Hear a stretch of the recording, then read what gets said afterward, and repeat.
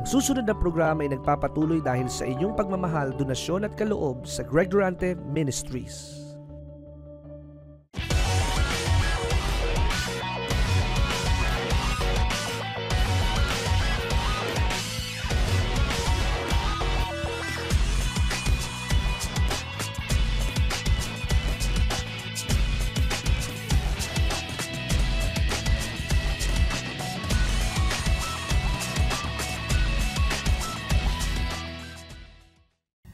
Kaya wag natin sisisihin sila. Sila'y mareklamo at 70,000 ang namatay sa paglalakbay. Kare-reklamo. Kaya kailangan pong matutunan natin na magtiwala sa Diyos ng lubusan. Do not diagnose yourself, please. Marami kasi ang doktor sa atin.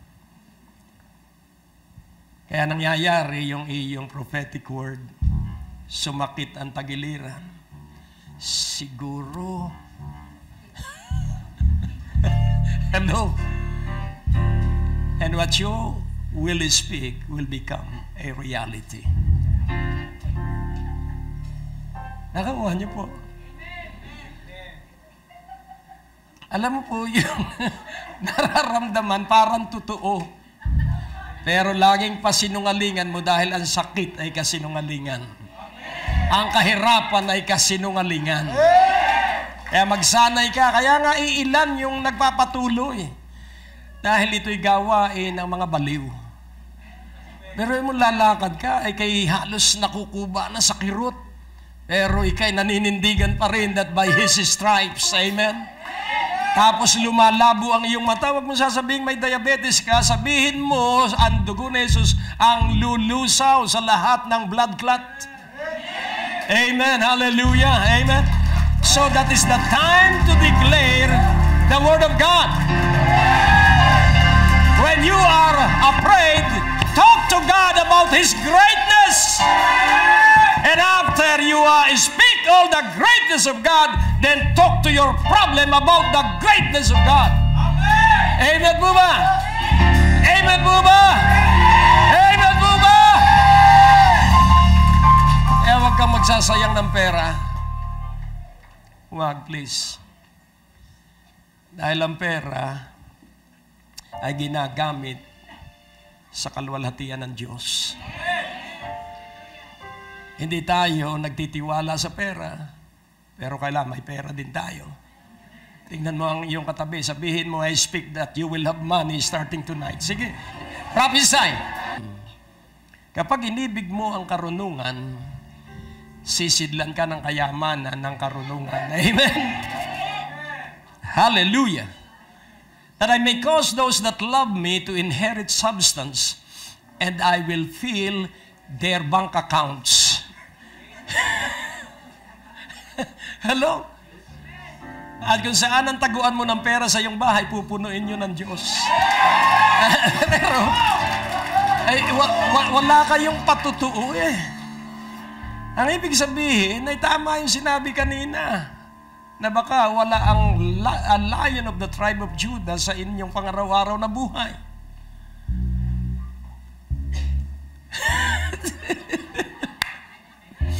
Dahil hindi pwede na tayo ay galing sa kahirapan na pinaunlad. Kaya kung titingnan po natin before dedicating this, healing revival. So Jesus, healing revival. So sino po ang nagbibigay ng panibagong pagpapagaling? Si Jesus. And then blessing restoration. Ibig sabihin, yung mga nawala sa atin, ibabalik. Amen? Sino ang gagawa? Hindi ko kayo marinig. Sino ang gagawa? Hindi ko kayo marinig. Sino ang gagawa? Jesus! Tapos, gawin natin ang healing. Gawin natin lahat ay ang katapusan. The healer, Jesus the healer. Jesus the reviver. Jesus the blesser. Jesus the restorer. Amen. Si Jesus po lahat ang gagawa. Amen po ba? Kaya nga kung titingnan po natin dito sa side na ito, your total well-being. Kailangan kay laging malusog araw-araw. Kailangan kahit may kirot, wala kang aray. At ito naman ay total prosperity. Hindi ka pwedeng magkulang. Bawal. Sabihin mo sa iyong katabi, bawal magkulang. Dahil si Jesus ang iyong pastor. Amen? Kaya kahit kulang ka, huwag kang magkukwento na kulang ka. Dahil baka mangyari. Amen? Amen? The unreality of reality. Ang hindi katotohanan sa katotohanan na kahit wala kang pera, hindi ka mahirap. Sapagkat pansamantala lang yan. Kahit may kirot ang katawan mo, hindi ka matatownis kan. City pala, hindi town. Hindi rin barangay scan, city scan. Amen? Hindi ka rin masi-city scan. Amen? Dahil pag na-city scan ka, sisiya sa atin sa iyo yung trabaho mo. I-scan kung may trabaho kang ibabayad sa kanila. Masakit po yung sinasabi ko, pero totoo po ito. Nasa Hesus Kristo lang ang dakilang manggagamot. Amen po ba? Kaya pag ikay kumain ng matamis, sabihin mo, asukal, pumunta ka sa body cell ko at huwag sa bloodstream. Hello? Dahil kapag ang asukal ay pumunta sa bloodstream, may diabetes. Pero kapag sa body cell, may kalusugan at lakas. Amen po ba? Kaya kailangan alam mo, kaya dumalo ka rito at nang matuto ka about the mixture of spiritual truth and physical truths. Amen po ba? Nasa Biblia po lahat yan. A merry heart is greater than the pharmaceutical companies. Nakukuha niyo po? So I now declare the greatness of God to mightily be manifest in your life. Ang kadakilaan ng Diyos ay makita na katotohanan sa inyong buhay at ang inyong pamilya ay magsiunlad, ang inyong mga anak ay maging mahuhusay lahat at magsigla kayong lahat. Huwag kayong pananawaan sapagkat kapag matindi na ang iyong dinaraanan, malapit na ang iyong malalaking biyaya at pagpapalang itinakdak ng Diyos. Doon po nagkakahiwalay, meron pong krus na daan at doon po nagkakahiwalay yung meron itong kayamanang itong ating pag-aaralan ngayong gabi ang hindi matitinag. Siya ay tuloy-tuloy hanggang sa kaganapan ng kanyang pangarap. At napakaganda pong mabuhay sa ibabaw ng lupa.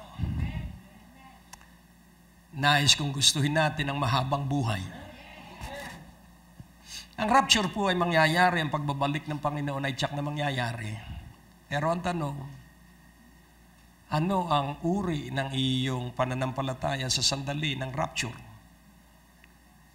At ang pagtibay po at pagtatag ay nasa iyong alab sa buhay na personal na pakikipag-ibigan sa Diyos. Nung isang araw, ang lindol sa Chile ay 8.3. So, pansinin po natin, kapag ikaw po ay maalab ang buhay, personal mong relasyon sa Diyos, ang sabi po ng Biblia, the righteous is not afraid of affliction because they shall never be moved because they trust in the Lord. Ang matuwid ay hindi mahihintakutan at hindi magugulumihanan sa mga kaganapan sa kapaligiran at hindi siya matitinag sapagkat siya ay nagtitiwala sa Panginoon. Tayo po ay manalangin, O Diyos na dakila, amang makapangyarihan, ikaw ang kaganapan ng kabuuan ng iyong balak at kami ay isinali mo doon sa iyong plano. Kaya tiyak namin na magtatagumpay kami. Sapagkat ikaw ang nag-aalis ng mga patibong at ikaw ang nag-aalis ng mga hadlang at kami pinadadaan mo at maaabot namin ang tagumpay dahil sa kagagawan mo. Binabalik namin sa iyo ang parangal at papurit kalwalhatian sa pangalan ni Jesus at ang lahat ay nagsabi ng Amen.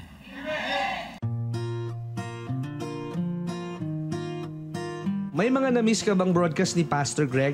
Huwag malungkot, maaari mo na itong balikan sa pamamagitan ng pag-log on sa www.greggurante.com. Doon sa ating website, i-click lamang ang mga video preachings na nais mong mapakinggan, English o Tagalog o anumang mga title na nais mong panoorin at 24 hours, 7 days a week, mapapakinggan at mapapanood mo si Pastor Greg. Naniniwala kami na sa pakikinig ng salita ng Diyos, nandoon ang paglago at pag-unlad ng inyong mga buhay at mararanasan ninyo ang biyaya ng ating Panginoon. Ang kagalakan ay laging bumubukal mula sa kaibuturan ng aking espiritu. At ang dahilan ay ang ibinigay na pagkatawag sa akin ng Panginoong Hesus na ipangaral ang Ebanghelyo. At ang kailangan ko lamang para maisagawa ito ay si Jesus lamang. Subalit, kailangan din ng tao na makakapartner ko pagdating sa pinansyal na pangangailangan. At ang napakaganda, ang tustos na pinansyal ay nagbubuhat sa Diyos. And then you will be a channel, you will be an instrument, and you will be a conveyor of the blessing that comes from God through you to this ministry. And for this purpose, sa layuning ito, naghanda ako ng pwedeng ibigay na regalo sa inyo, anumang halaga ang inyong may pagkakaloob. At ang regalong ito ay tungkol sa dalawang CD preaching ko o kaya ay ang refrigerator magnet na may nakasulat na salita ng Diyos.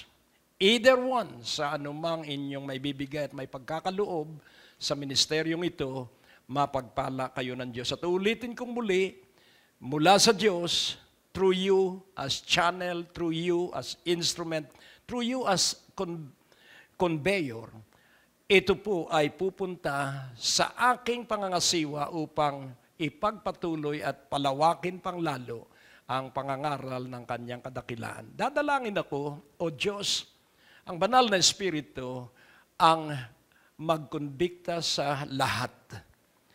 At matanggap nila ang katotohanan ng paghabong ito na lahat kami ay daluyan lamang, na lahat kami ay kasangkapan lamang at lahat kami ay iyong gagamitin at ang umpisa ng pagdaloy ng iyong financial na kasaganaan sa amin ay sa sandali na kami ay kumilos at gawin.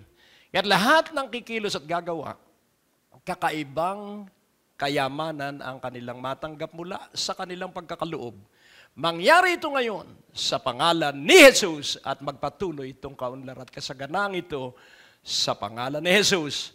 At ito'y maging todong-todo at walang pagtigil. Sa iyo ang kalwalhatian, Ama, sa pangalan ni Jesus. Amen. Ang isang susi ng matagumpay na buhay ng Panginoong Hesukristo, He always see to it, out of the business of His day-to-day life, meron po siyang prayer time. Siya po'y humihiwalay sa mga tao sapagkat pag lagi mong kasama ang tao, chismisan lang yan na walang lagot. CWL, chismis na walang lagot. Kaya natawa kayo. So, pansinin po natin, the more you spend time with people, uubusin ang oras mo. At pagkatapos na 4 na oras na kwentuhan, pag rinicall mo, ano bang pinag-usapan ninyo? Wala. Kaya nais kong iyong paunlarin ang buhay na personal mong relasyon sa Diyos. Maganda po ang pag-aralan on how to manage your life and attain success. Napakaganda po na ilan ang aklat ko tungkol sa pagtatagumpay. Pero without Jesus, success will be elusive. Kapag wala si Jesucristo sa buhay ng tao, ang tagumpay po ay madulas at hindi mo mararating. Kaya ang mensahe po ngayong gabi, kailangan meron ka nitong kayamanang ito dahil pag wala ka, sorry na lang. At ang titulo po, The Treasure. The treasure that never depreciates. So kung papansinin po natin, noun and verb. So pag ang noun ay singular, ang verb ay daragdagan mo ng S. Treasure and then depreciate. So, the treasure that never depreciates. Ang ginto po ay, ang presyo ay up and down. Ang iyong pera, ang value ay up and down. Sapagkat sa ibabaw ng lupa, ang lahat ay nagbabago.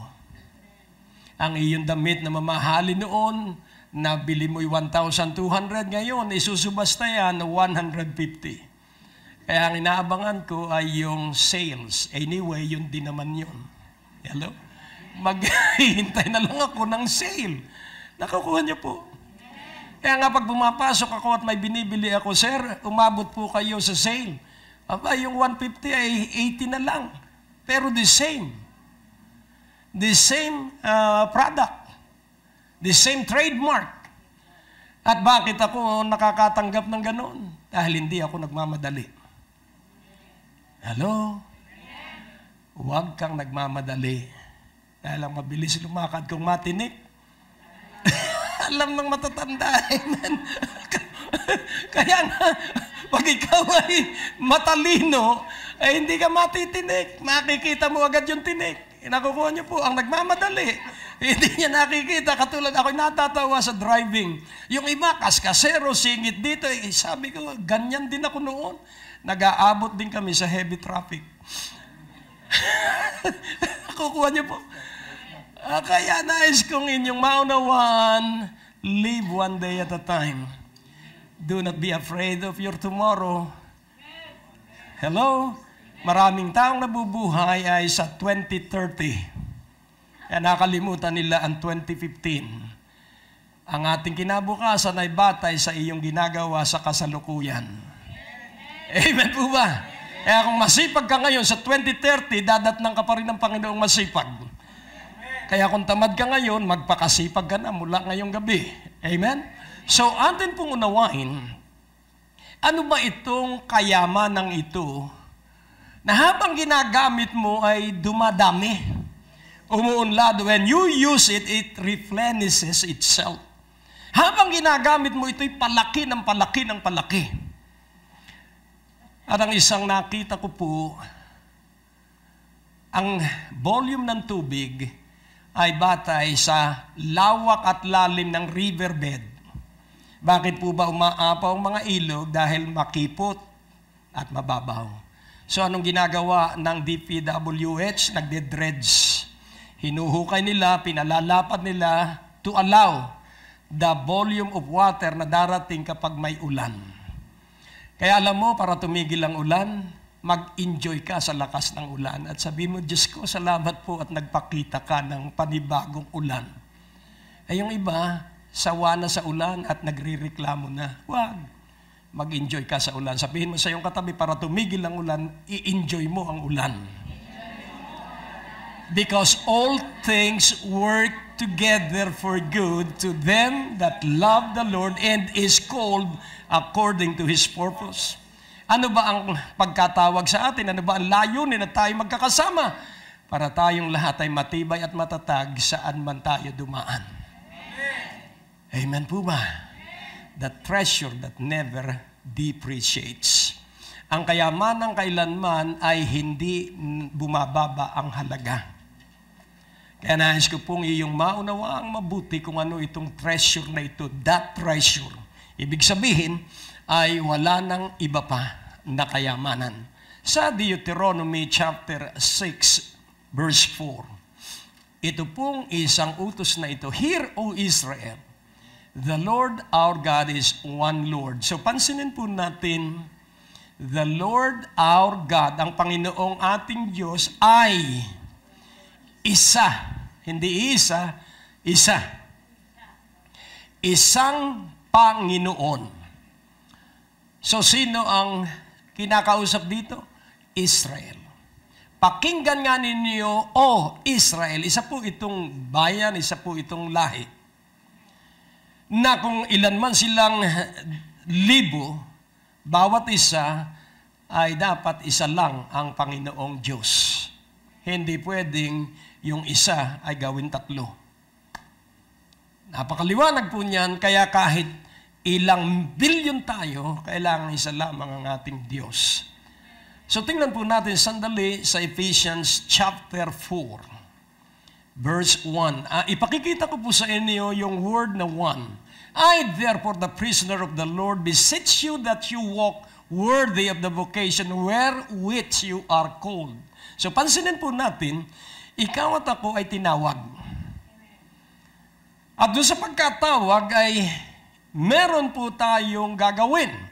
Sa verse 2, with all lowliness and meekness, with long-suffering, forbearing one another in love. So nais ko pong makita ninyo yung treasure sa mga talatang aking babasahin sa inyo. Ibalik natin sa verse 1. I therefore the prisoner of the Lord. So atin pong unawain, ano po ba ang prisoner? Bilanggo ng Panginoon. Hallelujah. So atin pong unawain, pag sinabing bilanggo, siya po ay nakakonfine sa isa lamang area. Pero ito pong pagiging prisoner, ang ibig sabihin ay siya po ay walang gagalawan, sa kanyang paglakad pa unahan ay si Jesucristo at pag-atras niya palikuran si Jesucristo at pag sidestep niya sa kanan o sa kaliwa si Jesucristo pa rin at pag lumundag siya si Jesucristo pa rin. Wala siyang lalabasan. Ibig sabihin siya ay nakakulong kay Jesucristo. At ikaw din ay nakakulong sa pag-ibig ng Diyos. At ikaw at ako rin ay nakatali sa pag-ibig ng Diyos at walang kahirapan na makapaghihiwalay sa atin sa pag-ibig ng Diyos. Kaya sa panahon ng kahirapan tayo nagdiriwang. Sa panahon ng kayamanan, hindi ka na pipilitin pang magdiwang. Kaya pilitin mo ang iyong sarili sa panahon ng iyong pagsubok na magdiwang. Hello?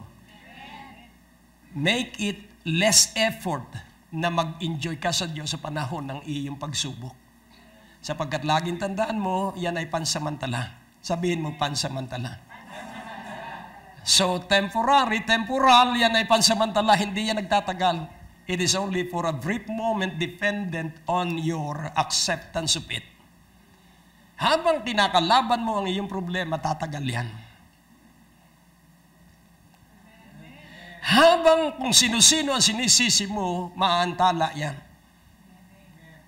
Napakasimple lang at sabi ni David, nagkasala po ako sa iyo. Hindi niya sinabing nagkasala po ako kay Ahithophel na hindi niya alam, lolo pala ni Bathsheba. Sumama ang loob ni Ahithophel sapagkat naging babae ni David si Bathsheba. Hindi naman niya alam na apo pala niya si Bathsheba. Kaya nga kung atin pong unawain, hindi mo namamalayan, meron kang nagiging kaaway na hindi mo alam. Gayon man, nung siya ay i-confront ni Nathan, nagkasala ka. At siya ay umiyak.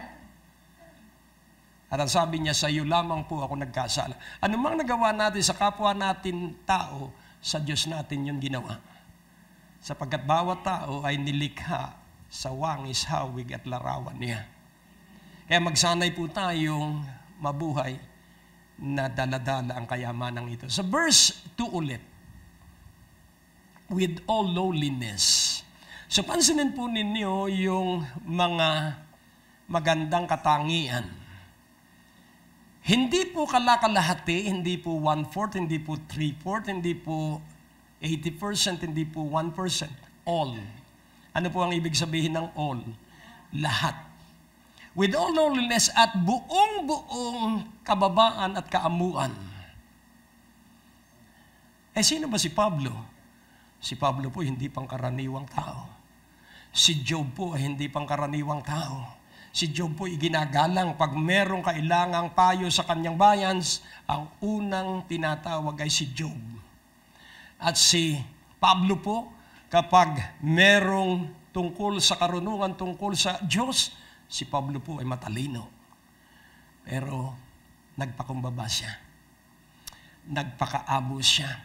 With all lowliness, idagdag mo rin po silently kasi, with all lowliness and meekness. So, with all lowliness and all meekness. Hello. So, atin pong ulitin, with all lowliness, with long suffering. Ibig sabihin, yung pagpapakababa ay magtitiis ka. Hello? With all meekness, with long suffering. Hello? Sino ang pagtitiisan mo? Una ay ang mga kasama mo sa bahay. Salamat sa amen at nangyayari sa kanyang buhay. Amen. Bakit?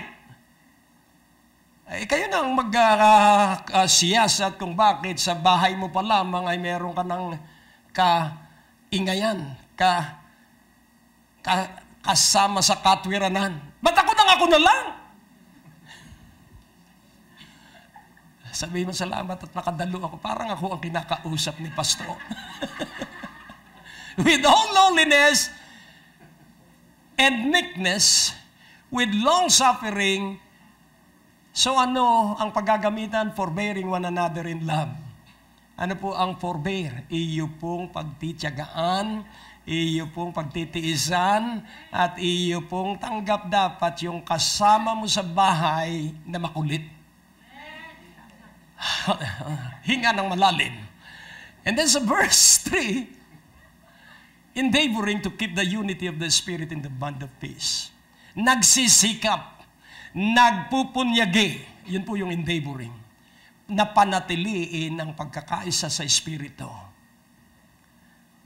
sa bigkis ng kapayapaan. So kailangan po bawat isa sa atin ay puspos ng Espiritu, dahil kung hindi ka puspos ng Espiritu, mainis ka sa akin. Pero kung puspos ka ng Espiritu, ikay matutuwa sa akin sapagkat sinasabi ko sa iyo ang buong katotohanan. Amen po ba? Dahil kung hindi ko naman sasabihin ang buong katotohanan, ako ay kakausapin ng Diyos mamaya at sasabihin niya, maganda yung iyong mga sinabi, pero meron kang bagay na mahalagang hindi mo sinabi. Kaya pati sa hindi ko sinabi, ako ay kakausapin ng Diyos. Kaya kailangan sabihin ko na. Amen? So, atin pong pansinin, ang mga bilanggo ng Panginoon ay puspos po ng kababaang loob at kaamuan. Dahil kadalasan, ang tubig na maingay ay, yun, nakikinig pala kayo. Ay, paano yan? Yung tubig sa aking baso, tahimik. So, yun po tungkol yan. Mga kasabihan po yan na meron lamang hangganan at paggagamitan. Pag tungkol sa ilog, yun po ay sa ingay.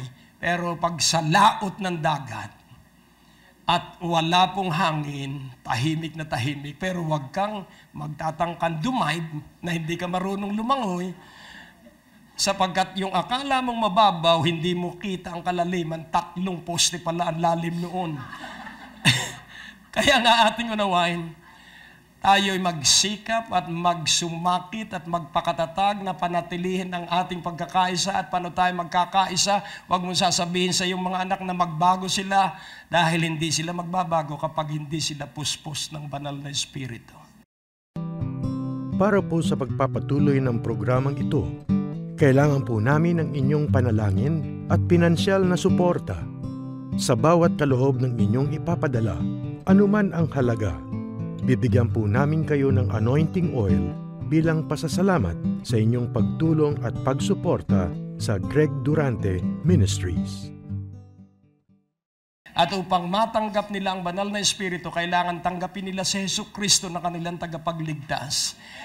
Always tell them that Jesus is the Savior. And at the same time, the teacher. Sabi nga sa isang bahagi ng Salmo, I do not come to you in the multitude of burnt offering and sin offering, because you did not require for me to offer burnt and sin offering. But I come to you in the volume of the book that is written about me. Sabi ko, Panginoon, ano po ito?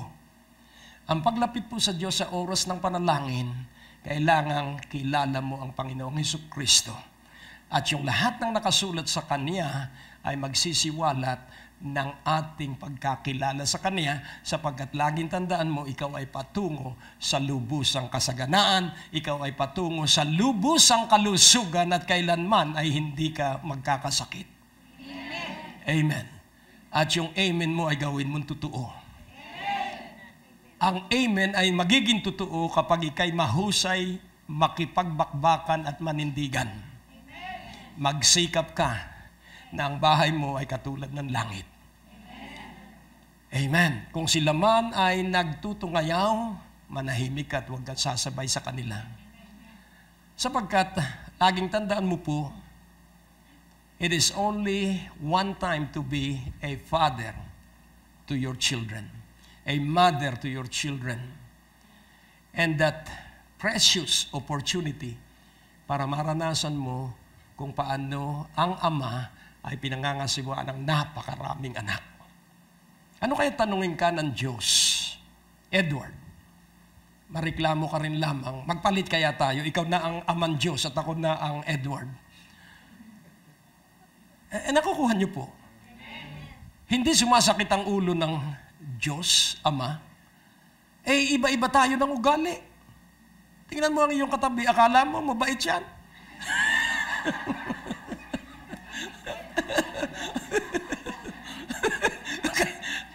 Ngayon, yung atin pong bait, controlled lamang ng ating alam. So our kindness is based on our knowledge. Nakukuha niyo po. Kaya nga, itong ating paglago, ito po ay proseso. Pag tumigil kang magbasa ng Biblia, hahanggan doon ang iyong pasensya. Endeavoring to keep the unity of the Spirit in the bond of peace, dahil kasi, pag may kasama kang tao, tsak na magkakaroon ka ng problema. Dahil yung luto mo, hindi nila magugustuhan. Tatahimik na lang yan at paglabas, parang gutom, kakain pa rin sa turo-turo. Para wag ka lang sakta ng damdamin. kaya nga unawain mo mabuti. Magi po tayong natural at nasa realidad. Pero laging tandaan mo, we have to live supernaturally in the midst of the natural. Kailangan mabuhay tayong supernatural sa natural na kapaligiran. Amen? At ang sabi ng 1 Corinthians 10, verse 13, ano po ang sabi? There hath no temptation taken you but such as is common to man. Yung pagkakasakit, that is common to man. Yung pagkawala ng trabaho, that is common to man. Nakukuha niyo po. Lahat tayo may karanasan sa krisis. Lahat tayo may karanasan sa pagkakasakit. Lahat tayo may karanasan sa pagkawala ng trabaho. That is common to man. But the good news is this. But God is faithful. Ngunit ang Diyos ay tapat, tapat, tapat ang Diyos. So God is in charge of your life. Ano po ang sabi? God is faithful who will not suffer you to be tempted above. Tapat ang Diyos at hindi niya hahayaang maubos ang pera mo sa papagamot. Hello? Hindi ka niya ipapahintulot na lumampas ka doon sa iyong kakayahan. You have the capacity and the ability. Again, based on your knowledge. Without reading the Word of God, you will always be connected with the knowledge that you accrued. Habang ikaw po'y nagbabasa, dumadami ang iyong karunungan. Huwag mong kakalain na hindi mo yun alam. Kaya nga ang sabi, then the Holy Spirit will let you remember. Yung mga nabasa mo, akala mo ay walang halaga. Pero sa panahon na kailangan mo yan, ipapaalaala ng banal na Espiritu yung nabasa mo 3 years ago. Sapagkat after 3 years pa pala yun, magagamit. Kaya walang nasasayang na pagbabasa. Amen? Who will not suffer you to be tempted, na hindi niya pahihintulutan kang subukin ng higit sa kaya mo. At kung sakali na wala ng lunas yung iyong suliranin, but will with the temptation also make a way to escape. So what is the way of escape to a problem that seems it has no solution? Pagtiisan mo na lang, sabi ron. Hello, dahil meron lamang takdang oras at panahon ang problema. Amen po ba? Kung hindi mo malutas, mga anak mo ang lulutas doon sa hindi mo malutas na problema. So while waiting, God will allow you to have that ability. Kaya kayong mga magulang na katulad ko, magtiis-tiis ka lang pagdating ng iyong anak. At kung hindi sa iyong anak, sa iyong apo, iaangat kayo ng Diyos. Amen po ba? Glory. Kaya wag mong isasumpa ang iyong susunod na lahi. Tiis-tiis lang. Sabihin mo sa iyong katabi, tiis-tiis lang. Dalo ka lang ng dalo ng revival. May nangyayari sa iyo habang ikaw ay dumadalo. Palakpakan natin ng Diyos. May nangyayari! There is supernatural to everything that we are doing. Akala mo lang walang nangyayari. Kaya sabi nung iba, ayoko na, laging ganyan ay tinuturo ni pastor. Paano? Hindi sinasabuhay. Pag isinabuhay mo, magdadala ka na ng ibang kaluluwa. Hello? Ikaw na ang magiging promotor, ikaw na ang magiging usher, magdadala ka na ng ibang kaluluwa sapagkat natutunan mo na yung itinuturo. Kaya nga sabi ni David, ano ang sabi niya sa verse 13 ng Psalms 51? Gusto niya na siya ay magpanibagong sigla for what reason? At ang sabi niya, then will I teach transgressors thy ways.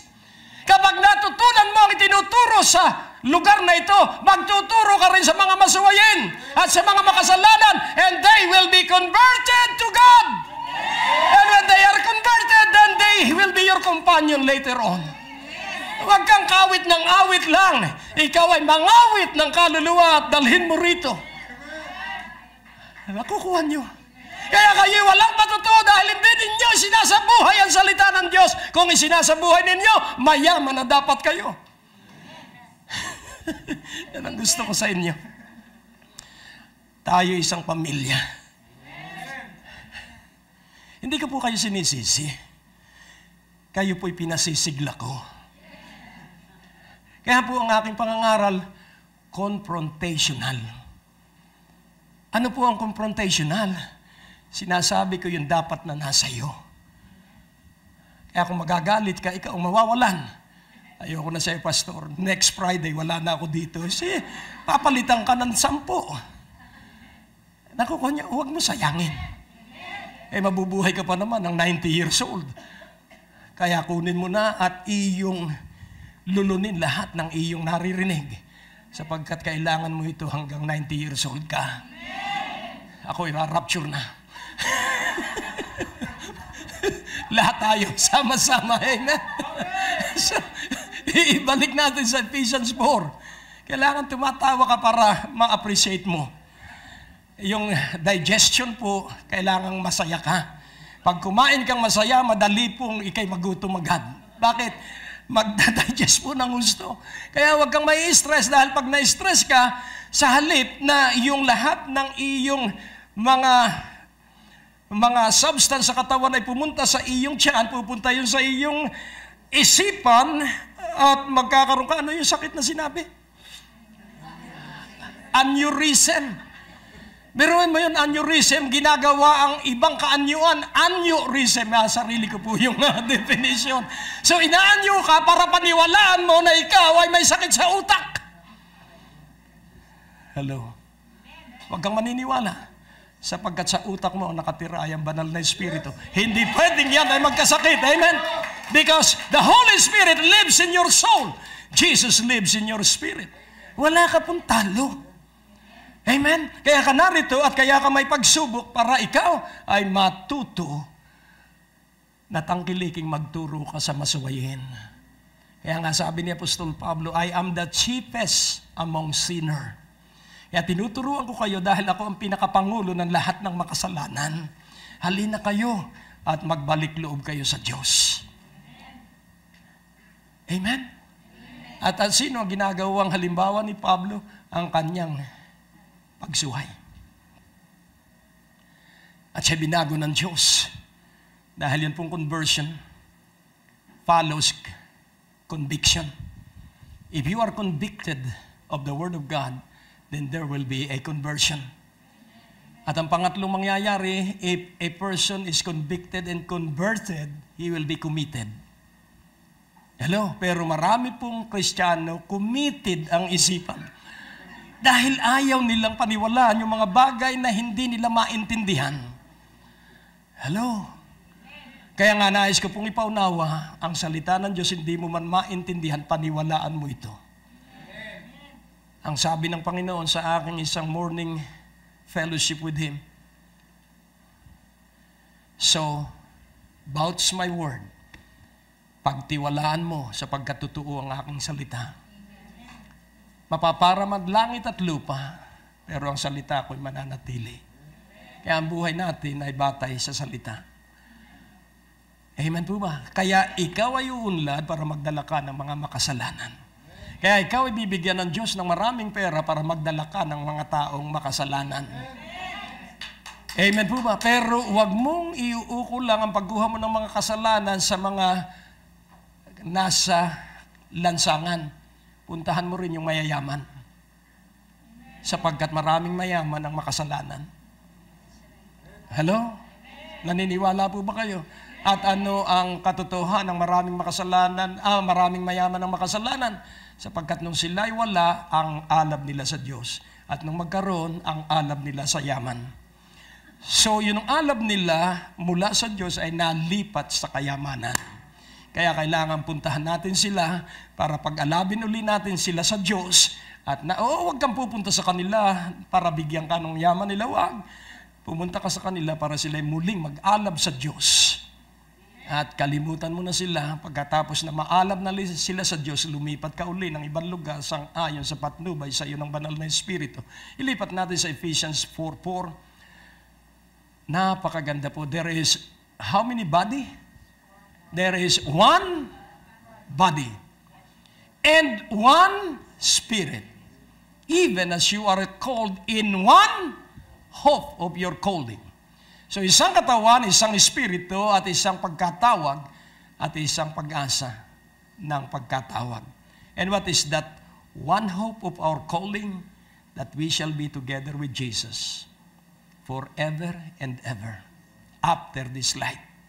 Kaya dito pa lang sa buhay na ito, kasamahin na natin ang Panginoong Hesukristo. Kaya napakaganda po na ating maunawaang mabuti ano yung treasure.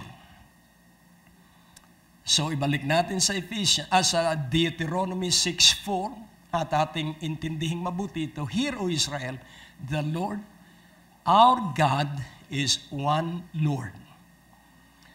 Verse 5, and thou shalt love the Lord thy God with all thine heart, and with all thy soul, and with all thy might. So, ilipat natin ng mabilis sa Matthew 22, verse 37. Jesus said unto him, thou shalt love the Lord thy God with all thy heart, and with all thy soul, and with all thy mind. Meron po bang pagkatulad yung Deuteronomy 6? So, pansinin po natin, all your heart, all your soul, all your mind. Doon po sa Deuteronomy, all your strength. So, pansinin po natin, bakit nawala yung all your strength, all your heart, with all your heart, with all your soul, and with all your mind. Ibalik uli natin sa Deuteronomy 6:5 at tingnan natin kung ano ang utos doon. And thou shalt love the Lord thy God with all thine heart, and with all thy soul, and with all thy mights, strength. So ano dito? Heart, soul, and strength. Sa Matthew 22, ano naman ang naruroon? Matthew 22:37, ano ang naruroon? With all your heart, soul, and mind. Wala yung might. So ano ang wala sa Deuteronomy 6?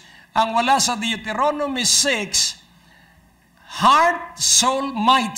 Ano ang wala? Mind. Bakit wala ang mind? Dahil ang mind ay nasa soul. Hello? Pero ating unawain, para maging partikular, ang ginamit ng Panginoon ay mind. That refers also to soul. Kaya nga kung ating unawain, ang kayamanang nasa atin ay ang pag-ibig. Habang ginagamit mo, lalong umuunlad ang iyong pag-ibig. So makikita mo po ito. So ibalik natin sa Matthew 22 verse 38. Dahil ito po ay napakaliwanag. This is the first and great commandment. This is the first and great commandment. What is the first and great commandment? To love God. And then sa verse 39, and the second is like unto it, thou shalt love thy neighbor as thyself. So pansinin po natin, the second is like unto it, ano po yung it? Kailangan isama mo rin yun, yung love your neighbor with all your heart, with all your mind, with all your soul. With all your, with all your heart, mind, and soul. Hindi ho pwede, mahal ko ang kapwa ko eh. Huwag lang niya akong uutangan. Nagpatawad na ako, huwag lang siyang magpapakita. Yun po ay bogus, yun po ay lopsided. Kailangan pong matutunan po natin ng buong buo ang katotohanan sapagkat sa katotohanan matibay po ang ating buhay. Kahit na 10 pa ang magnitude ng lindol, hindi ka matatakot. Bakit? Dahil kasama mo ang Diyos. So sa verse 40, on these two commandments hang all the law and the prophets. So, babasahin po natin ang law and the prophets, pero hindi na po natin lubhang aalalahanin yun dahil pag umiibig ka na sa Diyos at sa kapwa mo, at tatlong bagay po ang nakita ko rito, there is a cycle here. The love of God, the love of us. So, atin pong unawain, yung pag-ibig ng Diyos ay direkta sa iyo at sa akin. At yung pag-ibig ng Diyos ang gagamitin natin para ibigin natin yung katabi mo. Hello? Iyo bang idinadalangin yung mga kasamahan mo sa revival? Iyo bang idinadalangin yung mga kapitbahay mo? Hindi naman araw-araw, bawat sandali na tukuyin ng banal na Espiritu, pray for your neighbor, pray for the bus driver, pray for the conductor. So ikaw po ay bukas sa patnubay ng banal na Espiritu sapagkat ang banal na Espiritu ang namumuno sa atin. As many as are led by the Spirit, they are children of God. Mga anak po kasi tayo ng Diyos at tayo nasa ibabaw ng lupa para pigilin ang parusa ng Diyos. Hello? So you are an instrument. God desire to work through you at padadaluyin sa bawat isa sa atin ang pag-ibig ng Diyos para ibigin natin ang ating kapwa. At kapag umiibig ka sa iyong kapwa, kailangan ng pag-ibig mo ay katulad ng pag-ibig mo sa iyong sarili. Hello? So, atin pong pansinin na paano ba ang ating pag-ibig sa ating sarili? Gusto natin ay tayo. Sino rito ang gustong matulog sa gitna ng ulanan? Sino rito ang gustong matulog na walang higaan? Pwede yun sa misyon. Pero sa araw-araw, palagay ko wala pong tatagal sa atin kahit napuspos ka pa ng banal na Espiritu.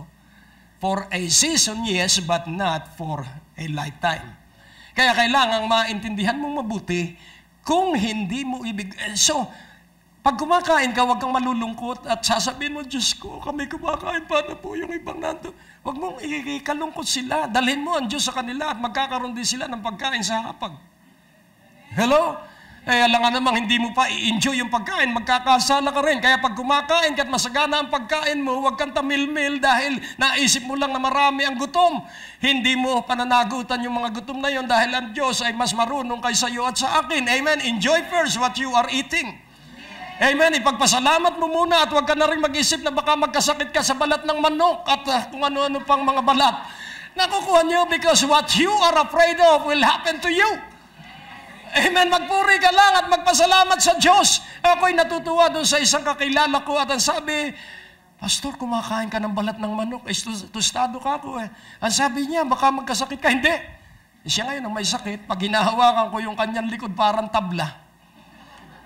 Bakit? Yung lahat ng kanyang kinatukot at iniwasan yun ang nangyari sa kanila. Hindi po naman ibig sabihin, patubangga tayo. Nagpasalamat na ako eh. Hello? Nagpuri na ako and I will not allow that people will direct my decision. Hindi ko papayagan na ang tao ang magpasya sa akin because I believe the Word of God. I believe the Word of God and I stand on the Word of God. I cannot be affected by the reasoning of others, by the logic of others. I am standing on solid ground. Nakukuha niyo po, kaya manindigan ka at hindi ka maghihirap. Tumayo ka sa salita ng Diyos at uunlad ka. Hallelujah. Nakukuha niyo po. Oh, I love you. Kaya ako ay tumatanggap ng revelation because God loves you. Kung hindi kayo iniibig ng Diyos, walang revelation akong tatanggapin sa pangangaral. Kaya napakahalaga po na iyong unawain that love is the treasure. Receive it and communicate it. Receive it and give it to others. And then a fresh, sustaining supply of love will come to you in a higher level. Nakukuha mo, pataas ang level ng pag-ibig na darating sa iyo. Sapagkat nakapagpapakain ka ng dukha, nakatutulong ka sa mahirap, at kung magbigay ka ng tip sa waiter ay malaki. And then sa 1 Corinthians 13, ang sabi po dun sa verse 8, love never faileth. Wow! Hindi po magtatapos ang pag-ibig. Ang ginamit dito na word ng love ay charity. At ang charity po, ang ibig sabihin, ikaw ay bukas ang bisig. Para kang social welfare administration. Amen? Na ikaw ay handang tumulong. At kapag sa puso mo handa kang tumulong, darating ang provision mula sa itaas. Because you have something good that you are going to do. Tutususan ng Diyos yung magandang iyong pinapangarap. Kasama natin ang Diyos doon sa magagandang pangarapin. Amen? So, pansinin po natin, yung iba ay nagko-concentrate sa prophecy. Yung iba ay nagko-concentrate sa speaking in tongues. Though they are necessary. Pero mas mahalaga po ang pag-ibig. Amen po ba?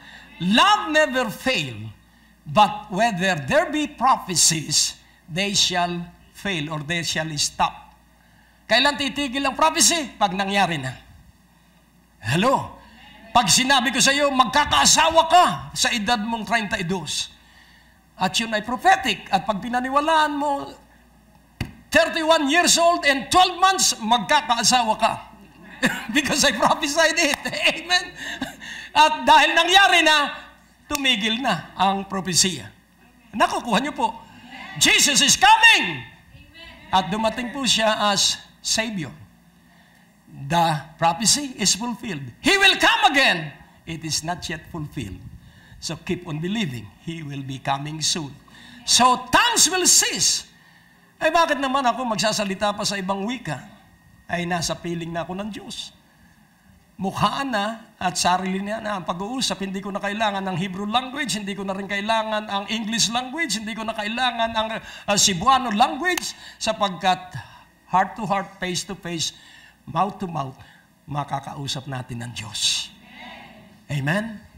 They shall cease, whether there be knowledge, it shall vanish away. So yung lahat ng matatapos at mawawala, iyo pong kalimutan na. Bakit?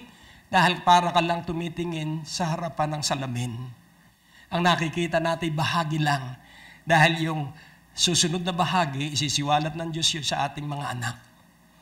At yung kabuuang bahagi ay pwedeng isiwalat ng Diyos yun sa ating mga apo. Sapagkat ang pangarap ng Diyos ay hindi mangyayari sa isang lahi lang. ito ay sa sunod-sunod na lahi. Kaya po maganda ang mabuhay dahil yung sinimulan ng Diyos mula kay Abraham ay nagpapatuloy hanggang ngayon. Amen po ba? Kaya nawa ito'y maintindihan mo at nang ikaw ay magkaroon ng total well-being and total prosperity. And then, ang sabi po ng verse 9, we see dimly. For we know in part and we prophesy in part. So bahagi lamang po ang ating ipapahayag. Hindi po kabuuan. Ang ipaalam lang sa atin ay yung pertinent lang sa ating kung 90 years tayo mabubuhay, yung ating malalaman ay yung batay doon sa 90 years na ating ikabubuhay beyond 90, wala nang ibibigay pa sa atin. So yung kabuuan ng ating buhay, kaya kung ikaw ay merong pangarap at malaki ang pangarap mo, ang ibig sabihin, mangyayari yan sa iyo habang ikaw ay may buhay. Amen? And then sa verse 10, but when that which is perfect is come, then that which is in part shall be done away. Kapag dumating na yung sakdal at ganap, ang bahagi ay iaalis na. And then sa verse, mag-zeroin na po tayo sa verse 13. And now abideth faith, hope, love. These three. But the greatest of this is love. So ibig sabihin, faith cannot stand without love. Hope will never continue without love. So what is the greatest? Love. So if you are in love, you will have a very powerful faith. If you are in love, you will have a powerful hoping in the Lord. Hindi ka po magsasawa, hindi ka po mag-aalinlangan. Why? Because you are in love. Kaya nga ang sabi ni Maria Magdalena sa 20 ng John verse 15, ang sabi niya, give me my Rabboni. Hallelujah. Ano po ang sabi niya? Kailangang ikaw ay umunlad sa pag-ibig sa Panginoon at ito ay iyong palaguin. John 20 verse 15. Ang sabi po ni Maria Magdalena, Jesus saith unto her, Woman, why weepest thou? Whom seekest thou? She, supposing him to be the gardener, saith unto him, Sir, if thou have borne him hence, tell me where thou hast laid him, and I will take him away. Yun po yung matinding pag-ibig ni Maria Magdalena sa Panginoong Jesus. Kaya I will pray that this supernatural love that is in you, ito po'y umunlad sa inyo dahil wala kang talo. O Diyos, dakilat makapangyarihan, your supernatural love na nasa bawat isa sa amin, hangad ko't dalangin na ito ay gamitin ng lahat. Ito'y lumago, ito'y umunlad, ito'y magpatibay sa bawat isa. At laging matanggap mo ang lahat ng parangal, lahat ng kalwalhatian, lahat ng kaligayahan, lahat ng kasiyahan. Sa makapangyarihang pangalan ni Jesus, hilingkot dalangin, kumpirmahan mo ang salitang kanilang narinig, alisin mo ang lahat ng sakit sa kanilang buong katawan. Sino man dito ang may sakit sa pangalan ni Jesus, ito ay malusaw at mawala. Ngayon din, sa makapangyarihang pangalan ni Jesus, at ang lahat ng walang hanap buhay, ngayon din, kumpirmahan mo ang iyong salita na ikaw ang aming dakilang Diyos. Bigyan mo sila ng hanap buhay na makasusustento sa lahat ng kanilang pangangailangan. Sa makapangyarihang pangalan ni Jesus, maganap at mangyari sa bawat isa ang lahat ng aking ipinahayag. Sa pangalan ni Jesus at ang lahat ng naniwalang tumanggap ay sumigaw ng Amen. Praise God. Hallelujah. Ang natapos na palatuntunan ay nagpapatuloy dahil sa inyong pagmamahal, kaloob at donasyon sa Greg Durante Ministries.